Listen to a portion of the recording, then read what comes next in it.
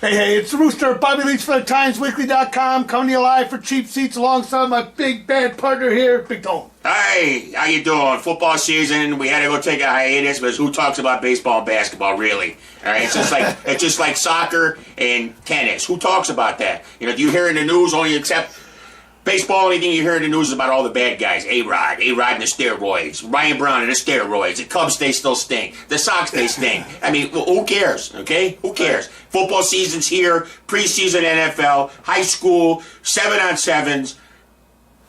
Let's begin. Let's start the year off. I mean, last year ended off with a bang, but I'm excited. I'm excited to get back in front of the camera, start bringing you cheap seats every week, and start talking about football every week. Because, hell, that's what we do this for. We like football. Football, good.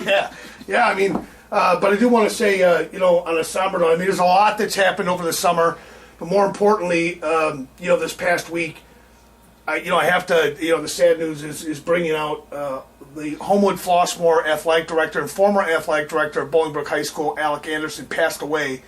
And according to reports that we read, he passed away at the school after getting off a treadmill or on the treadmill. I guess the details are fuzzy, and it doesn't really matter at this point. I mean, that really strikes close to home for me and for Coach Tone here, Big Tone.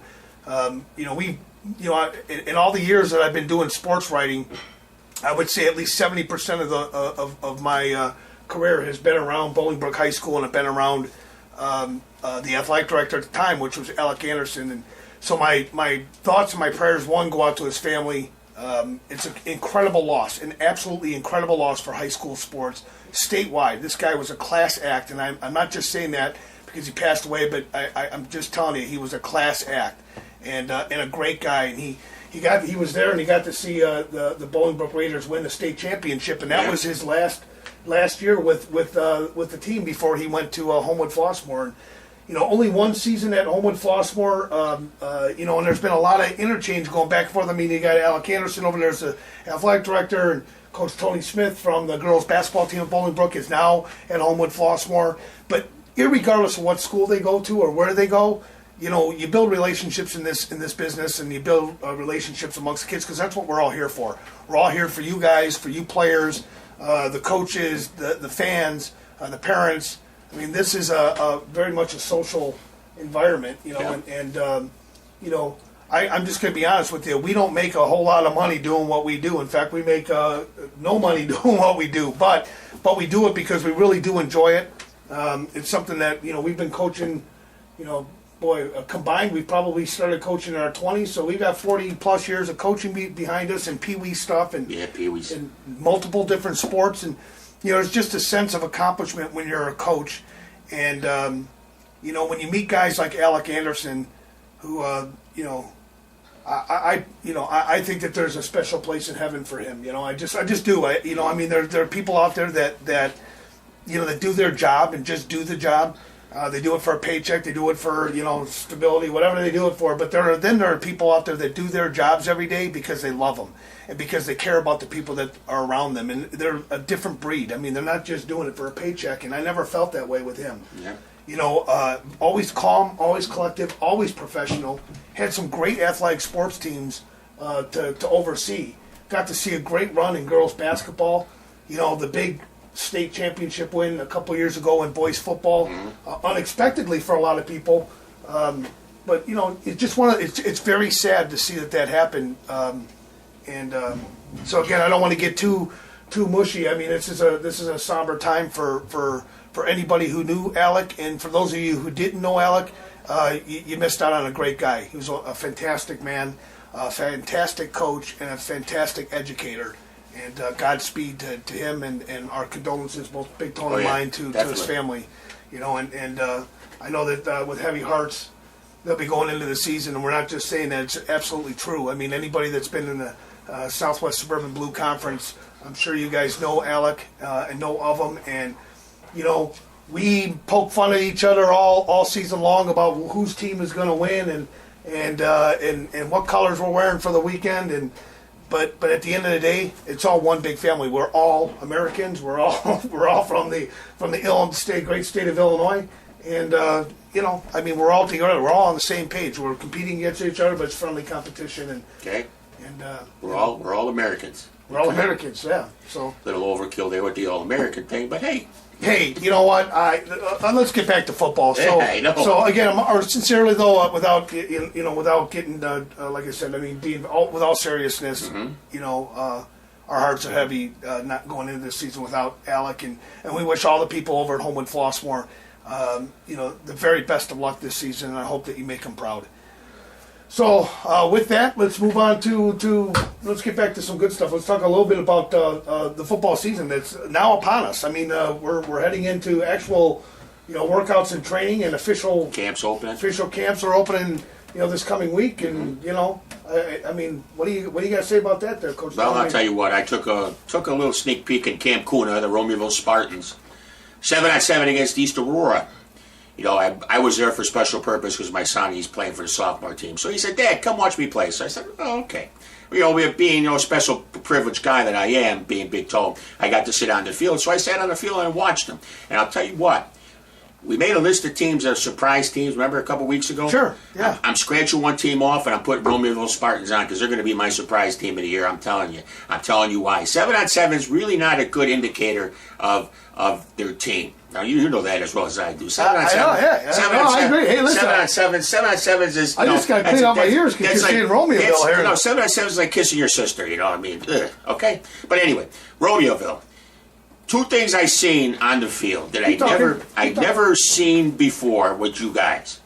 I never seen the camaraderie between each other. I never seen anybody go up to another player, pat him on the back, and says, good play. I never seen any of this, everybody slapping hands with each other. That's a good sign, guys. That's a good sign you believe in your coach, okay? You believe what he's selling you, okay? Because past seasons, he could have been selling you about 39 karat gold, and nobody believed it, okay? But this year, I'm thinking you guys are going to turn a lot of heads. I talked to Coach Kuhn at the end of the practice. He says, you know something?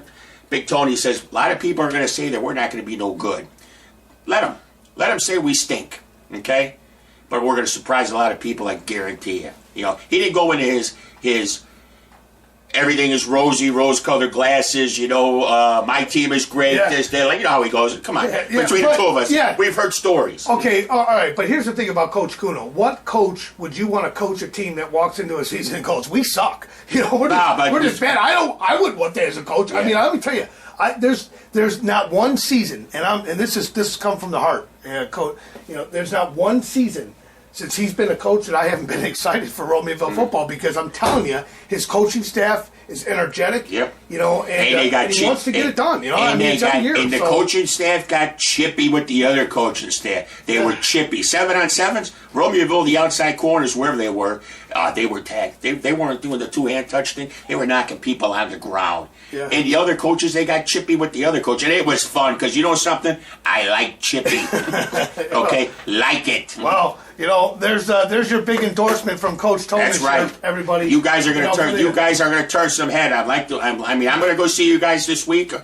We'll get you officially on film. I was there officially, unofficially, but we'll officially talk to Coach Kuhn on film. But I like where you're going. Well, my surprise team of the year this year, I think that's going to turn some heads, is Oswego East, and I got to see Oswego East in a 7-on-7 as well, and I'm telling you, they've got some speed, they've got size, they got a little bit of a swagger about them this year. I just think I think they're going to make it into the playoffs this year. I really do. I don't know that the Prairie, the Southwest Prairie Conference is going to be all that. It's going to be challenging. I won't put it that way, but I think it's wide open. Yeah, it should be. I think Oswego, at least in the early going, I think Oswego is going to be one of my top teams. I think that at least preseason, I'm not going to let that out of the bag, because that's going to come out to as we do every season with football. We'll have a preseason top 10 and what we think. But I like Oswego in that conference. I think they're going to be really tough to deal with. Mm-hmm. I don't know about any of the other schools, the Plainfield schools. I'm pushing a little bit on Plainfield South, and Garrett's over there, linebacker. He's going to be just, he's going to be huge. I mean, he's going to be huge for them. Their defense, Plainfield South is going to be there. Oswego's going to be there, and then then it's anybody's game. I mean, really, there's a lot of parity in that league. When you switch over to the Southwest Suburban Blue, though, not only is there parity, but there's monsters. I mean, there's monsters. Let's start off with rightfully so. We got to start off with LincolnWay East. I mean, LincolnWay East was state runner up last year, and they haven't lost in the conference in 2 years. Right. I mean, they're going to be tough to beat, and you think he got away from Crazy Legs and his kid brother's coming up. Nephew. I don't know if it's his brother. No, don't quote me on it. I don't think it's his brother. I think it's his nephew. Here's the expert on LincolnWay East. Nephew, because I was reading up Brent Fusel, I think. Brent? Right. Yeah. Nephew. Sisters, it's not Tom Fusel Jr.'s son. It might be my Uncle Tom instead of... I know it's a Fusel, so it doesn't matter. It's a nephew. Yeah, so let's just face it. I mean, they're going to get... and Coach Rob Zolnar is, clearly one of the best football coaches in the state of Illinois, period. I mean, there's no... I don't think there's any arguing that. Mm-hmm. I'm sure that they have their haters out there and that people, because... everybody loves a winner, but you know what? I think there are more people that don't like a winner, especially if it isn't their team. Mm-hmm. And so you point them out like they're the bad guys. You got to beat them. And they have to go into every single game, every single week with a big target on their back, to beat LincolnWay East for any team in their conference, and for any team, for that matter, outside of their conference. To beat LincolnWay East is a big measuring stick. It's a big measuring stick. So that's the respect that this program gets. Mm-hmm. And frankly, going into the season, I'm going to tell you right now, they're right up there as far as I'm concerned in the top 10. So, LincolnWay East, but we got to talk about Homewood Flossmoor too, and we just with the athletic director, Passon, with Alec Passon, I don't know. I think these kids are really, they've gone through some challenges, and this might be the spark that they need. And literally, they're a young team too. They're a young team. They're fast. A lot of sophomores on that team. And they bought in. I mean, they got a great coaching staff over there. Yes, I think they got seven former head coaches on their staff. Coach Casillas, right? Right. So there are 7 former head coach, high school football head coaches on their sideline. So I mean, you got maybe one of the best all-around coaching staffs in the state. All focused at home at Flossmoor. So I think they're going to be really, really tough this year. Sandburg, my God, Sandburg last year went 8-0 before before I gave them any respect. I really didn't. I just thought they were a paper champion because of who I felt that they played in the preseason. In their non-conference games. I shouldn't say preseason, but non-conference games. I wasn't all that impressed, but the way they went through the season and finished 8-1, and they beat the Brook too. And they beat the Brook, and the Brook was down. The Brook was down. Yeah, I'm not gonna let you. The Brook was down. Down. Right. Aaron Bailey wasn't playing. Oh no! I knew we'd get Aaron Bailey side before the day was over. Okay, but Bailey wasn't playing in that game, so with all due respect, Sandburg, I think is going to be a really tough team this year. Defensively, yeah. And then you got Bolingbrook, who year in and year out, if they're not the best, they're damn close. I mean they've got weapons, and they've got a lot of weapons. And when one kid goes down, it seems like somebody else can just step right in and do what they do. Quincy Woods, huh? Yeah, well, Quincy Woods did that last year, taking over the ship. And I don't know for certain that Quincy Woods is going to be the quarterback going into this season. I'm not sold on that. It's not a lock yet. Mm-hmm. But he did a pretty nice job for Aaron Bailey. The first game he struggled a little bit, and they had to change up their offense a little bit to suit him. Mm-hmm. And he ran with the ball a little bit. He ran that option that they have, and the veer option that they were running for a while. And he ran it pretty well. And he's got a decent arm. Is he the same player as Aaron Bailey? No. But Aaron Bailey comes around once every 20 years. Maybe longer for some of you high schools like Romeoville. But I won't even go there. But, the fact is that, I think Quincy Woods is going to be really good. I think their defense is going to be good. Week 2, Bolingbrook, Romeoville. Yeah. Week 2. Yeah, Week 2, Bolingbrook, Romeoville. And that rivalry we started last year. Last year, those two teams played it kind of tight in the first half. I think that might be a good scrap. In the first half, they played tight. I mean, I got to give it to Romeoville. They did play it tight in that first half. Mm-hmm. But at the end of the day, you've got those 4 that are always at the top of the food chain over there, and then you got to look at teams like the new one that just came in. LincolnWay Central leaves the conference, and Stagg comes in. Stagg. Yeah, Stagg. And Stagg. Listen, we have never really covered Stagg, and there's a reason for it. because they haven't really done anything.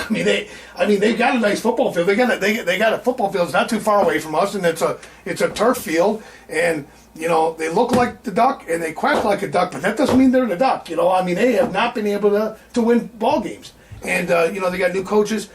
I don't know enough about that team to pass a judgment on it. All I can do is look at their past history of them coming in and into this conference and saying it's almost like giving them a team a blindfold and a cigarette.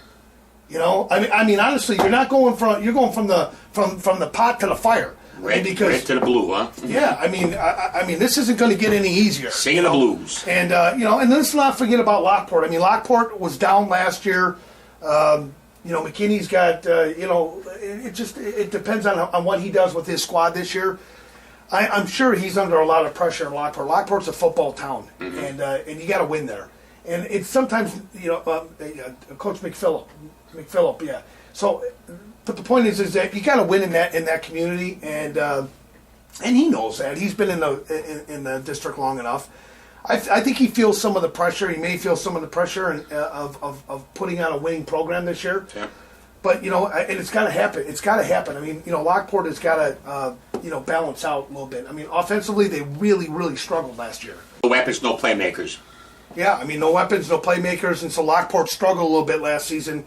They say a good defense is your best offense. They had a fair defense, but they had no offense, and that that really caused a problem for them. Mm-hmm.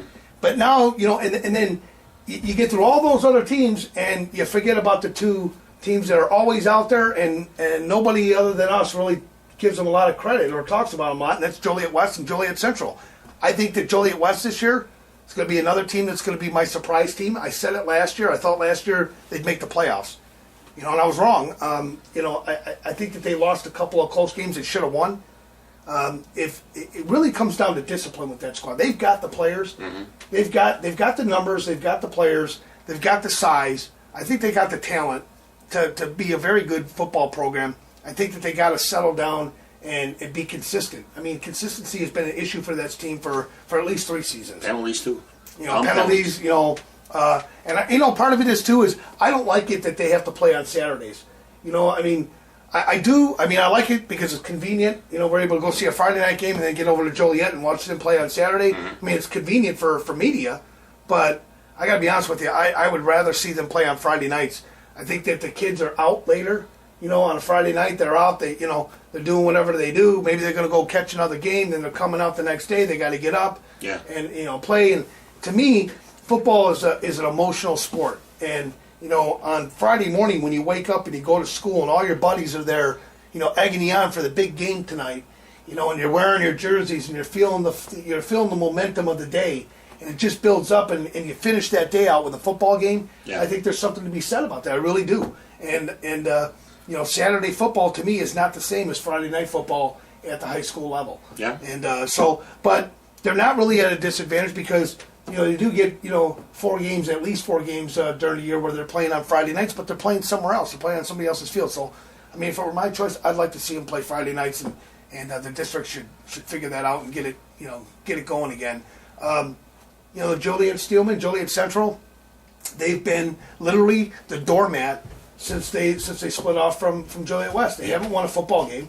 They haven't won a football game. They've been competitive, but they haven't won a game yet. And everybody, I think, sports writers keep showing up there on Saturday thinking, is this going to be the day? Is this going to be the day? Or sports writers will show up there and say, hey, Bolingbrook's playing. Let's get over there and take a bunch of pictures of Aaron Bailey throwing 20 touchdowns against these guys. See how they can run the score. Right, they can, but I don't think anybody really looks at Joliet Central, the Steelman, and says, hey, this is a good football team, and they're going to give these people a run for their money. I don't think that that's been the case, sadly, because it's not that it's not desired by any sports writer as far as the people that I know, the sports writers I know, everybody's pulling for Joliet quietly, for Central to get their win. Everybody would love to be there when that happens, and we'll have to see what happens with Joliet Central, but Joliet Central's going to have a shot because they got another doormat in Stagg coming into the conference, and Stagg hasn't done very well. Plus they play Ridge Central their first game. Right. Ridge South, I think. Yeah, South, Central, East, West. I don't know. But, and then we got to talk about some of the other schools. Let's talk about LincolnWay West. It's another team that, 3-4 years in a row here, they've made a run in the playoffs. They've run up to the playoffs. They've played fantastic in the playoffs. They knocked off a 1 seed last year, and that was pretty. That was pretty amazing. They knocked out Canelan. Canelan comes in as a 1 seed, the big bad 1 seed, and they were undefeated. And I'm going to tell you, they got whipped. I was at that game, and the Warriors just whipped them. I mean, it wasn't a game. I mean, they physically beat them up. And so you know what? I like that program at LincolnWay West, and I think they're going to make. They ran into Joliet Catholic the last 2 years, and Catholic had, let's face it, Joliet Catholic has had a phenomenal backfield. In the likes of Ty Isaac and Malin Jones and some of the other kids, Tyler Reitz that was out there. I mean, they've had a great, fantastic backfield and a great offense, and LincolnWay West still stuck with Joliet. They barely beat LincolnWay West. Right. So I mean, I don't know. I mean, I think LincolnWay West, this might be the year where they make it past that hump. Maybe they make it to a sectional or something. I mean, I'd like to see how far they can go, but they got a shot. And then LincolnWay North hasn't made a lot of noise. They haven't been able to do a whole lot the last couple of years. Mm-hmm. Central now is going to go into the red, and literally they got a new football coach over at Central again. I mean, I think the athletic director took over there at LincolnWay Central. Yeah. So that program's going to be, not only are they starting in a new conference, but they're starting with a new football coach. So I don't know how much credibility they've got going into this.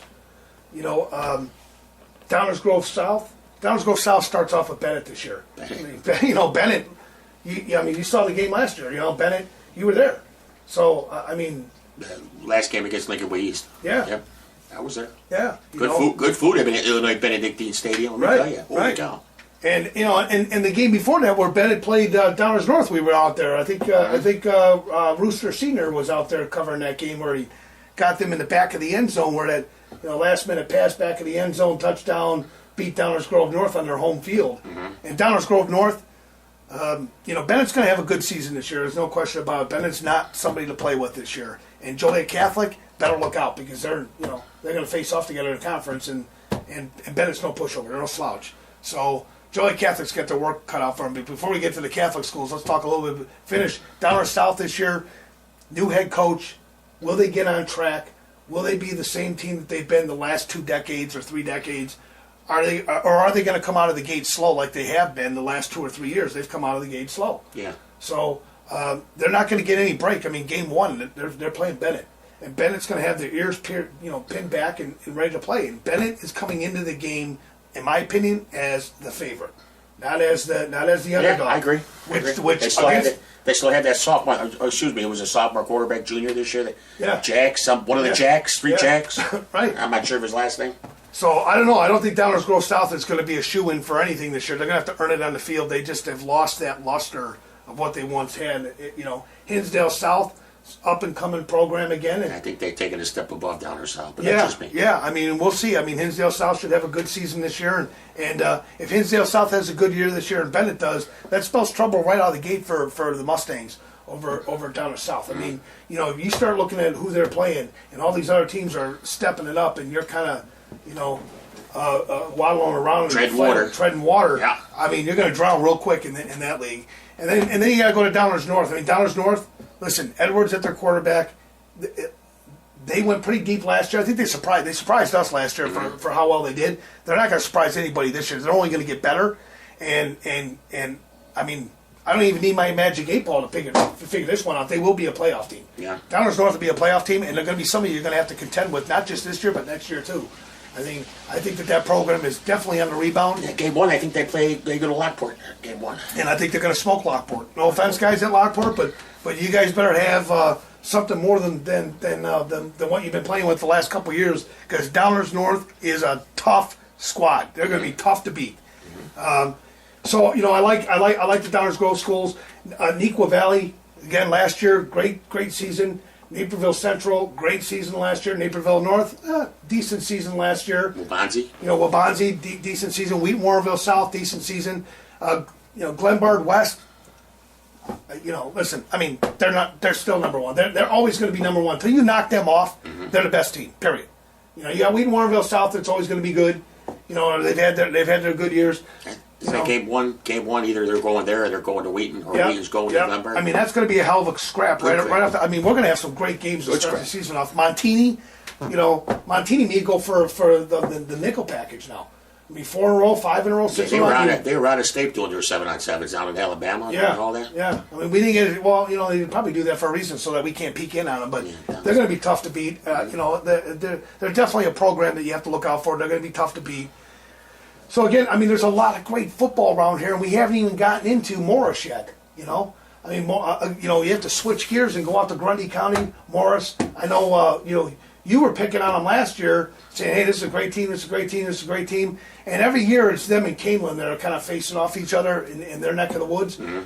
I still think Morris is going to be a powerhouse this year, and I think they're going to turn a lot of heads. I think they got a little pissed off last year, frankly. They left their offense on the bus. Yeah, I mean, they were not real happy last year walking off the state champion. I think they gave Joliet, I think they gave him a Montini a run for their money, but they ran into a buzzsaw. Montini was just, Montini was here, and Morris was here. And the reason Morris was here, I think, is Morris didn't have the same passing attack. Mm-hmm. Montini's offense was just so diverse. They could spread you out. They could run up the middle. They had so many weapons that you just couldn't stop them. Morris had a tough time, against them. But I think Morris is going to have a fantastic year this year. I'd be surprised to see if anybody beats them. Mm-hmm. I think they're going to go undefeated. And I know maybe I'm going out on a limb here, but I don't know. You're going to have to be one hell of a football team to beat Morris this year. Wow. So I'm hearing a monkey song there. I'm a believer, huh? Yeah. Finally, I just based on who they play. Now, I mean, when they come this way, it's going to get tougher. Mm-hmm. But I think their schedule. They're looking at their schedule for the season, looking at who they're going to play, looking at who they got coming back from last season. I don't know. I mean, they're going to be tough to beat. Joliet Catholic, I mean, I talk about them every year. Here's the surprise from Joliet Catholic. I don't think they're going to be very good this year. I mean, I may be going on, they may be throwing me under the bus right now and writing all this stuff on Facebook about what the Rooster said about Joliet Catholic. Who they got? Yeah, but they've got Ivlo. They've got Ivlo in the backfield. Mm-hmm. He's a big bruising back. He's going to be, he's going to be tough. And listen, anybody on the bench at Joliet Catholic, they're football players. Just because they didn't play last year don't mean that they can't play. Mm-hmm. They've been waiting their time. So you're going to have to wait and see who the new stars are, who the guys are. They're going to be have the breakout seasons. But you're not going to be walking in on your pedigree this year. Last year they really struggled. Ty Isaac was out of the game, and look what happened. I mean, they struggled. Montini, Joliet Catholic. Montini, Joliet Catholic's up by 3 touchdowns. Oh my God, Rooster, they're going to win. No, they're not. Yeah, I know. Yeah. No, they're not. Yeah, but the point is that I think Joliet Catholic's going to have a tough season this season. I think Providence is going to come up a few notches. I think Providence is going to have a pretty good season. Still got their backfield. They're going to be tough to beat, especially at home. I like Providence this year. Talking about the Plainfield schools, we did talk about Plainfield South. I think Plainfield South is going to have a fantastic season this year. I think their defense is probably the best defense in the area, at least in the preseason. I mean, their linebacking core is among the best. Don't try to run against them. If you try to run against them, you're going to have snot bubbles and you'll be laying on the ground. But I'm excited. I'm excited to get the season going. We're going to be spending a lot of time on these fields, talking a little bit to coaches, seeing who's back. And it's a little bit of a change this year. They got to slow it down a little bit with the new changes to the IHSA put into place as far as practicing and hitting and water breaks. They're lucky to see it. I mean, the weather hasn't really been that hot. You had only, a 2-3 week span, and that's it. Now it's, 70? Yeah. 70, 80 degrees? Come on. Yeah, you're right. I mean, but, it doesn't mean that you can't get heat stroke at 78 degrees. Mm-hmm. If you work yourself up, especially the big guys, the big heavies up front, if they're running a lot, they're burning a lot of calories, they're hot, it's not impossible to have heat stroke or heat-related illness just because it's 78 degrees. You still have to fill your body with fluids, that type of thing. And, I was talking to a coach, too, and I thought this was a great idea. Maybe this is something that some of you coaches out there can think about. But, they had gone to a clinic, and the clinic said, hey, here's how much water you need for about your size and weight when you're into these temperatures. Here's how much water you need to put down. And what they did is they went out and they bought, big jugs basically for each one of their offensive linemen for their bigger guys, that fit from this weight category to this weight category, and said, okay, by the end of practice, all that water's got to be gone. It's all got to be gone. Yeah. You got to drink the whole thing, and that's how they. And then the smaller guys, the receivers, the backs, the defensive backs, those guys, they had a smaller bottle, based on their size, but they were trying to come up with a creative way to ensure that every single player drinks. That forces himself to drink. That's not too bad. Because a lot of times, kid doesn't want to drink. I'm not thirsty right now. I want to get back on the field. I don't want to drink. And they're all fired up. And before you know it, they skip 1 or 2 or 3 water breaks like that. And now they're dehydrated. And now, something kicks in and they didn't see it coming. Yep. So I like that. I thought it was a good idea. I don't know if it'll work, but just the fact that coaches are now really taking progressive steps to try to protect these kids. Helmet-to-helmet contact, obviously. There was just a story in the newspaper about one of the Baltimore Ravens who was found dead up in Michigan at a fishing trip. And they did an autopsy on his brain, and they came up with the disease that caused it's being caused from these hits, these multiple hits over the career. So it's definitely. It's important that safety comes first through all this. We want to see everybody make it through the season. We want to see everybody enjoy the season, and I can't wait to get back downstate. But I don't even want to get ahead of ourselves. I don't care about getting downstate. I just care about getting to that first gate. We're going upstate, huh? We're going upstate. We're going north, huh? Yeah, that's right. We are going upstate. Instead of south, we're going north. Yeah, that's right. Will they let us up north? I don't know. We got we did a lot of things back in the day at the Cal. I remember. Yeah, I don't know if they'll let us up north, but we're going to go up there and check it out anyhow. But I am interested to see, how it's going to go and how the season's going to start. We'll be getting out there and getting some interviews and seeing new players, and we hope that you're focused on what you have to do in the next, because football, as of today, it is now August 9th. We've got, 10 days? Yeah. Yeah, about 10 days. Yeah, give or take. Yeah. 6, August 9th? 10 days before you enter the first week of football, where you got a game at the end of the week. So, if you haven't been hitting the weight room all year long, too late. Don't expect to have greatness out there. But if you've been in the weight room and you've been, watching your weight and you're watching what you're eating and you're hitting the weights and you're practicing, and you're studying and you're doing all the things that you're supposed to do in the off season, you can't wait to lace them up and finally get to unload on somebody. And it's coming real soon. So, hey, we're going to have cameras out there as we always do at the Times Weekly this year.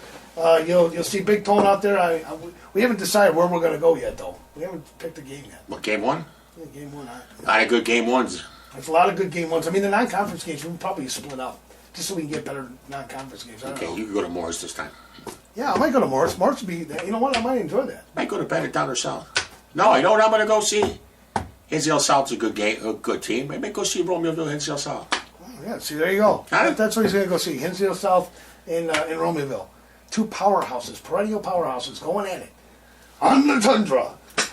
In Darien. No, they're playing Romeoville. Oh, they play in Romeoville. That's all right. There you go. On the tundra. Hey, Coach Kuda says he's keeping his offense and defensive simple. He's going to kiss. Keeping it simple. Keep it simple, stupid. Uh-huh. So, anyhow, the 8 ball actually works this year. Really? This is the one you bought me, I think. Did you say that way? Is Coach Tony going to show up today or what? Yeah. It says, "Where's Will?" Where's Will? Hey, I don't know. Is he still mad about it? I guess. Wow. Yeah. You don't talk on Superman's cape, bro. Kind of hurts my feelings. Hey, well, listen, man, it's gonna be a fun. Hey, you see the technology we got now too? We're kind of rolling here. I got to learn how to use it though, I think. Can you watch TV on there? Yeah, you can watch TV on there. Here. So while I'm doing the talking, he can sit there and there you go. Okay. Anderson Trail, Glenbard South. Yeah, there you go. Hey. Bennett down or All right, well, hey, man, thanks for joining us, and we look forward to a great football season coming up. Good luck to all you players out there that are strapping it up and getting back to high school. You got your school shopping, your back-to-school clothes, all that crap's out of the way. Back to school. And now you can get out to just beating the crap out of somebody. And isn't it great? Isn't football just the best sport in the world? Beating the crap out of somebody. Smacking Let me get my big tail Tony voice going, and we're going to be beating the crap out of somebody on NBA Friday night. Yeah, and if you want to be a Tony's Tiger, just let him know. Tony's Tigers. Is it Tony's Tigers? What is it? Tony's Tough Guys. Tony's Tough Guys. Tony's Tough Guys. Yeah, yes, sir. If you're tough enough to be one of Tony's Tough Guys, let me tell you, it's going to be awesome. Back to you, Rooster. All right, man. Hey, Coach Stone, as always, welcome back to the season. I That's can't right. believe we made it again. That's right. I mean, what are we pushing now? 50? Jeez. We made it, right? Gotta color your beard, color your hair. Yeah. Oh, jeez. My God. It's all right. Well, we're still living. We're still kicking. When's this world coming to? Let me tell you, there, everybody out there in TV land or internet land, whatever you call yourself.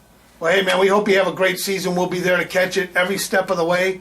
If you want to catch us live, catch us on the on the Times Weekly website, thetimesweeklynewspaper.com, thetimesweeklynewspaper.com. See, Big Tony the Rooster on thetimesweekly.com. Yep. Or you can just search us on YouTube. You'll find us. I mean, all of our videos are going to be up on YouTube, as all of our highlights this year will be up on YouTube, because it's just cooler, I guess. Especially the video of Rooster, how to build a bookcase. Yeah. Step 1. Yeah. Well, you saw the background. That's right. How to build a bookcase. How to build a bookcase and how to sand it, stain it. Oh, I mean, that's what us old guys do. Yep. All right, man. And our Rooster back here, he's coming live. I can see his feathers growing back. Everything's starting to go good, and you'll get your Rooster voice back, and you'll be good to go. Not yet. All right, man. We'll catch you next week right here on Cheap Seats. Stay safe out there, everybody. Have a great week.